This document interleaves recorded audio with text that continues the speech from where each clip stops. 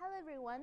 For my final talk, I would like to share about the difference between Chinese culture and Japanese culture because people often have that stereotype of Asian culture, but as a half Japanese, half Chinese, I would like to say that is really different.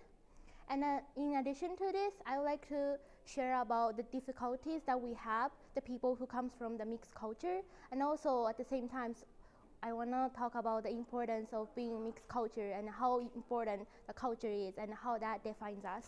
Thank you. So hello everyone, my TED Talk is going to be about connecting through communication. This is a very important topic for me and a very important idea for me because I feel that the word connecting and communication is really something I should value. The first point I would like to talk about in my talk is why do we communicate and connect?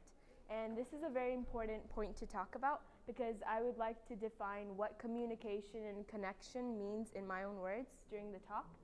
The second point I would like to talk about is how can people connect with each other through communication? I think this is a really important point because many people know how to connect, but not everyone knows how to connect with communication. And there are tons of ways to communicate. There's tons of ways to interact and connect with each other. So I would like to address these methods.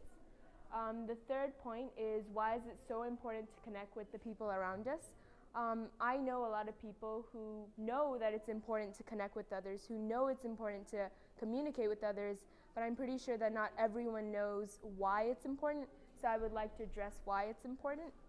And yeah, so this is my TED Talk. Okay, so my TED Talk is about existing versus living. We live in a society where people can spend so much time focusing on the little things in life that they lose sense of the general big picture. For example, we can procrastinate on the smallest of tasks. Calling your grandparents. When was the last time you hugged your parents? Said I love you to your parents? How about reading a new book? This procrastination on these tasks is because we think that tomorrow is guaranteed. We think there will always be a later. There will always be a tomorrow. But if there wasn't, what would you do? All that procrastination, and yet we still haven't done the things that we really want to be doing. The next thing I wanted to talk about was the difference between existing and living. Living is not just being alive. Living is making new memories that you'll be proud of in the future. Living is to follow your dreams, no matter how large the obstacles are. Living is to go through new things and new changes, but be okay with it because in the end, you'll know you'll make it through it. Existing is surviving. Existing is a means for people to just get through the day and that'll be that. It's just surviving. Knowing the difference between existing and living can help us make life better. It can help us live life to the fullest and enjoy everything that life has to offer.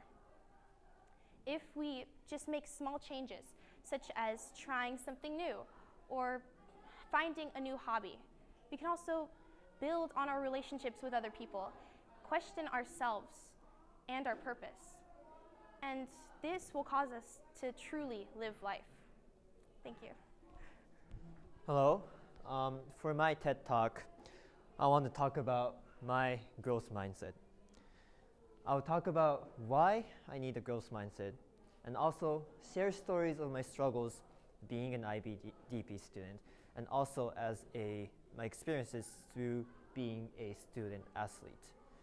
By this, I want to state that having a growth mindset for me is one of the only way for me to benefit and have fun.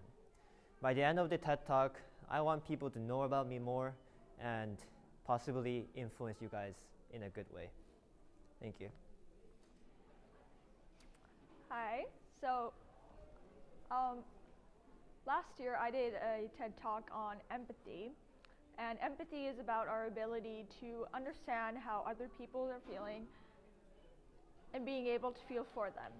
But then I thought, how can we all relate more closely with empathy? Because we're probably more familiar with compassionate empathy, which is about like being able to feel for them.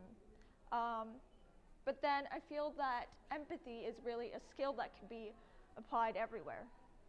And our ability to understand and potentially understand how what other people are thinking can lead to better collaboration and more motivation. So the big question really is, how do we listen carefully when we're interacting with others? But I also thought, why should we consider trying to be more empathetic? And why do we need empathy in everything that we do? And I felt that as a teen, I may have been lacking empathy. And I wonder how often that happens, like, I feel that as teens, sometimes we're too conscientious about how other people are seeing ourselves, that we don't really focus on how to interact with someone else.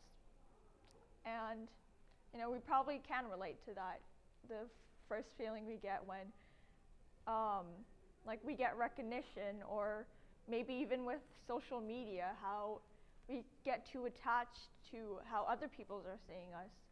And so we become too conscientious about that. But then empathy could really help us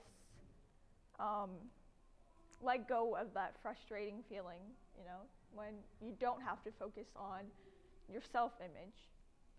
And so I'm also curious to know how you guys are thinking, because I want to center my talk more to teens. So if you ever see me, come talk to me about what you guys think about empathy and how you guys think about your own empathetic abilities.